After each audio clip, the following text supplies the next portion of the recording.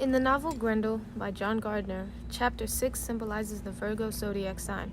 The themes of this chapter are heroism and rebirth. This chapter takes place right after Grendel's eye-opening confrontation with the dragon. This event marked the beginning of Grendel's self-realization of who he is meant to be. At first, he views the world as being meaningless. He then realizes that the dragon put a charm on him and he was no longer vulnerable to the humans' weapons.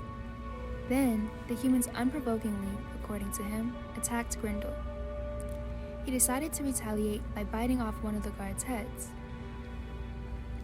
This action officially ignited the war between monster and humans. Although the humans knew that they would never accept him and continued to attack Grendel, he has been wary of starting the war previously, but for the first time he realized that the humans will never accept him, so he might as well give them a reason not to. Later in this chapter, the ideology of heroism is analyzed by Grendel and Unferth, one of the soldiers. Unferth had this strong desire to be a hero, and Grendel taunts him with his idea of heroism. As previously mentioned, this is the Virgo chapter. The characteristics of Virgos are logical, practical, humble, and perfectionist. Virgo is symbolized by the Virgin. In this chapter, Unferth represents the Virgin. Grendel refers to him as a harvest virgin, and the label of virginity reflects how naive and idealistic Unferth truly is.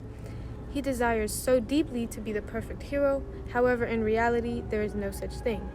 It can be understood that Virgos tend to be shy individuals, such as the virgins, and Unferth tried being a strong, powerful hero, yet Grendel made him out to be weak and timid. This chapter is described by Grendel as taking place during the height of summer. Summer often represents fullness and happiness. Once Grendel decides to start the war between humans and monsters, he reaches his peak of happiness and fulfillment in his life so far as we have seen. Summer also resembles letting go, and during this chapter, Grendel experiences a sense of relief. There's a bit of dramatic irony surrounding Grendel and Unferth's situation. They both initially find life meaningless. Grendel finds his purpose by embracing himself being a monster.